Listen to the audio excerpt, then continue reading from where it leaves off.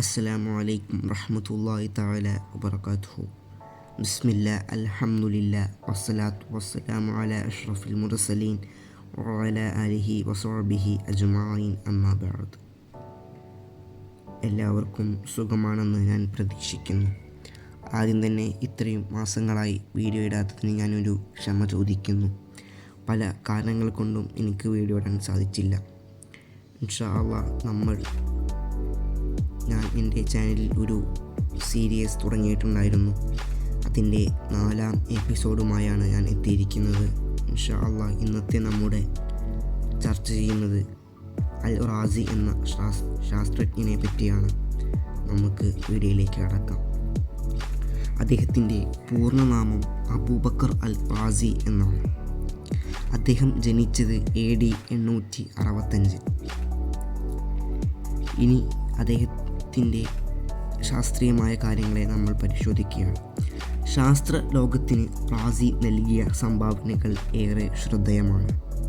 വൈദ്യശാസ്ത്രം, രസതന്ത്രം, തത്വചിന്ത തുടങ്ങിയ വിവിധ മേഖലകളിൽ ശ്രദ്ധേയമായ സംഭാവനകൾ നൽകിയിട്ടുള്ള മഹത് വ്യക്തിത്വമാണ് അൽ റാസി. അദ്ദേഹത്തെപ്പറ്റി നമ്മൾ പഠിക്കുന്ന സമയത്ത് നമ്മൾ പ്രധാനമായും മനസ്സിലാക്കേണ്ട ഒരുപാട് കാര്യങ്ങളുണ്ട്. അതായത് നമ്മുടെ ഇസ്ലാം എന്ന് പറയുന്ന ഈ ഒരു വിശാലമായ മതം സാഹിത്യപരമായാലും ശാസ്ത്രീയപരമായാലും നമ്മുടെ വൈജ്ഞാനിക മേഖലയിൽ ഏതൊരു മേഖലയായാലും കുഴപ്പമില്ല, ഒരുപാട് മെച്ചപ്പെട്ടിട്ടുള്ള ഒരു കാലഘട്ടമായിരുന്നു ഇസ്ലാമിൻ്റെ സുവർണ്ണ കാലഘട്ടം. ആ ഒരു കാലഘട്ടത്തിൽ തന്നെയാണ് നമ്മുടെ അബൂബക്കർ അൽ റാസി, അതായത് നമ്മൾ ഇന്ന് ചർച്ച ചെയ്യുന്ന ഈ ഒരു ശാസ്ത്രജ്ഞനും അദ്ദേഹത്തിൻ്റെ സംഭാവനകൾ നൽകിയത്. അതെ, ഇസ്ലാമിൻ്റെ സുവർണ്ണ കാലഘട്ടത്തിൽ പ്രധാന പങ്ക് വഹിച്ച ആളുകളിൽ ഒരാൾ തന്നെയാണ് അബൂബക്കർ അൽ റാസി. ഇനി അദ്ദേഹത്തിൻ്റെ സംഭാവനകൾ ഓരോ മേഖലകളിലുള്ളതും നമുക്ക് ഓരോന്നോരോന്നായി പരിശോധിച്ച് നോക്കാം. വൈദ്യശാസ്ത്രത്തിലേക്ക് വരുന്ന സമയത്ത് അൽ റാസി വൈദ്യശാസ്ത്രത്തിൽ നിരവധി സംഭാവനകൾ നൽകി. അത് വൈദ്യശാസ്ത്ര മേഖലയെ സാരമായി സ്വാധീനിച്ചു. അദ്ദേഹത്തിൻ്റെ വൈദ്യശാസ്ത്ര ഗ്രന്ഥത്തിൻ്റെ നാമം കിതാബ് അൽ ഹാവി ഫി തിബ് എന്നാണ്. വൈദ്യശാസ്ത്രത്തെക്കുറിച്ചുള്ള സമഗ്രമായ ഗ്രന്ഥമാണ് ഹാവി ഫി തിബ്. അദ്ദേഹത്തിൻ്റെ ഒരു കാലഘട്ടത്തിൽ, ആ ഒരു 865-900 ആ ഒരു കാലഘട്ടത്തിൽ ഏറ്റവും പ്രധാനപ്പെട്ട ഒരു വൈദ്യശാസ്ത്ര ഗ്രന്ഥമാണ് ഹാവി ഫി തിബ്. അത് വൈദ്യശാസ്ത്രം പഠിച്ച് മുന്നോട്ട് കടന്നു വരുന്ന ഒരു വിദ്യാർത്ഥികൾ ഏറ്റവും കൂടുതൽ ശ്രദ്ധ കൊടുത്തു പഠിച്ചിരുന്ന ഒരു ഗ്രന്ഥമാണ് ഹാവി ഫി തിബ്. അത്രയും കാര്യങ്ങളിൽ പ്രതിപാദിക്കുന്നുണ്ട്. എന്തായാലും നമുക്കതിൽ പ്രതിപാദിക്കുന്ന 1-2 കാര്യങ്ങൾ എന്തായാലും നോക്കാം. അപ്പോൾ അങ്ങനെ നോക്കുന്ന സമയത്ത് അതിൻ്റെ ഒരു ഓൾറൗണ്ട് വരുന്നത് എങ്ങനെയാണെന്ന് വെച്ചെങ്കിൽ ഗ്രീക്ക്, പേർഷ്യൻ, ഇന്ത്യൻ എന്നിവിടങ്ങളിലെ ചികിത്സാ രീതികളും മരുന്നുകളും തുടങ്ങിയവയെല്ലാം ഉൾപ്പെടുന്നു. അത് ഗ്രീക്ക് എന്ന് പറഞ്ഞ രാജ്യത്ത് ആ ഒരു കാലഘട്ടത്തിൽ ഒരുപാട് വൈദ്യശാസ്ത്രപരമായിട്ട് ഒരുപാട് മുന്നോട്ട് എത്തിയ രാജ്യങ്ങളിലൊന്നായിരുന്നു ഗ്രീക്ക്. അപ്പോൾ ഗ്രീക്കിലുണ്ടായിരുന്ന ഒരു ചികിത്സാ രീതികളും അവിടുത്തെ മരുന്നുകളൊക്കെ പറ്റിയിട്ടൊരു ചെറിയൊരു പ്രതിപാദിക്കുന്നുണ്ട് കിതാബിൽ. അതുപോലെ തന്നെ പേർഷ്യയിലെ, നമ്മുടെ ഇന്ത്യയിൽ തന്നെ ഒരുപാട് വൈദ്യശാസ്ത്രപരമായിട്ട് ഒരുപാട് കാര്യങ്ങളുണ്ടായിരുന്നു. അതൊക്കെ ഗ്രന്ഥത്തിൽ എന്ത് ചെയ്യുന്നുണ്ട്, പ്രതിപാദിക്കുന്നുണ്ട്.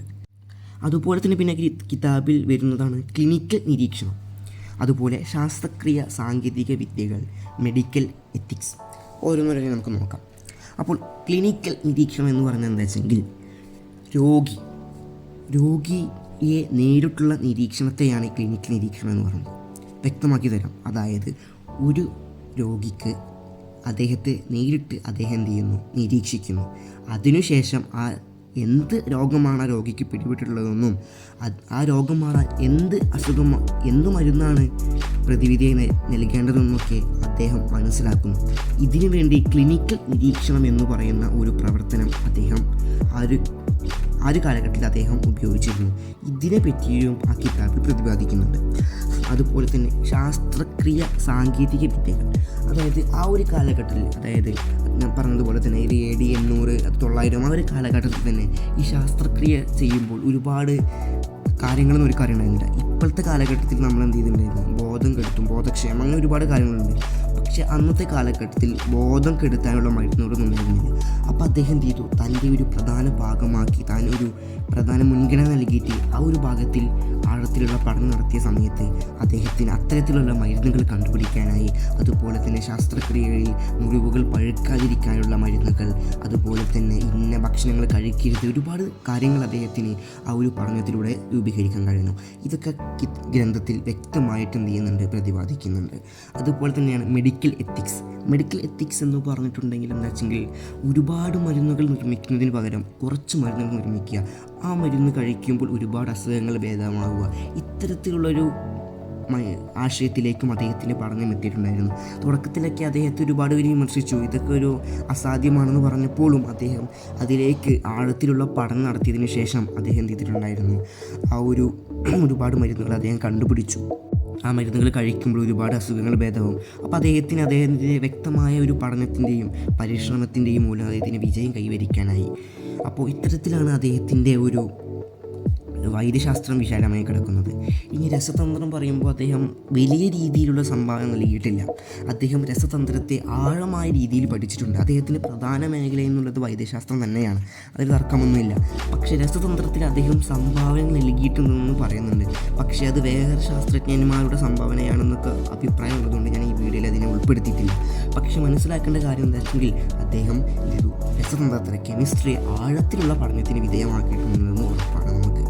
ഇനി നോക്കുന്ന സമയത്ത് പ്രധാനമായിട്ടും അദ്ദേഹം സംഭാവന നൽകിയ മേഖലകളൊന്നും ഇല്ല. അദ്ദേഹം എന്ത് ചെയ്തിട്ടുണ്ട്, പിന്നെ അദ്ദേഹത്തിൻ്റെ ജീവിതശൈലികളിലേക്ക് വരും. നല്ല വൃത്തിയുള്ളൊരു മനുഷ്യനായിരുന്നു. അതുപോലെ തന്നെ 5 നിസ്കാരങ്ങൾ ഒഴിവാക്കില്ല, അങ്ങനത്തെ ഓരോ നല്ല കാര്യങ്ങളൊക്കെ അദ്ദേഹത്തിൻ്റെ ഭാഗത്തുണ്ടായിരുന്നു. അതുപോലെ തന്നെ അദ്ദേഹത്തിൻ്റെ ജീവിതത്തിൽ ഒരുപാട് സമയം അദ്ദേഹം മാറ്റിവെച്ചത് പഠനത്തിന് വേണ്ടിയിട്ടാണ് നോക്കുമ്പോൾ മനസ്സിലാകും. അദ്ദേഹം ഒരുപാട് കിതാബുകൾ രചിച്ചിട്ടുണ്ട്, അതുപോലെ തന്നെ കവിതകൾ എഴുതിയിട്ടുണ്ട്, കഥകൾ എഴുതിയിട്ടുണ്ട്.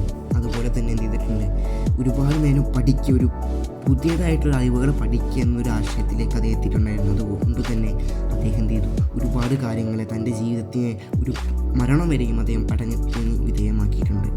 ഇത്രയൊക്കെയാണ് ഈ ഒരു വീഡിയോയിൽ ഞാൻ ഉൾപ്പെടുത്താൻ ആഗ്രഹിക്കുന്നത്. ഇൻഷാ അല്ലാഹ് ഇനി ഇതിൻ്റെ ബാക്കിയൊരു വീഡിയോ ആയിട്ട് ഞാൻ എത്താം. അപ്പോൾ അസ്സലാമു അലൈക്കും വറഹ്മത്തുള്ളാഹി തആല വബറകാതുഹു.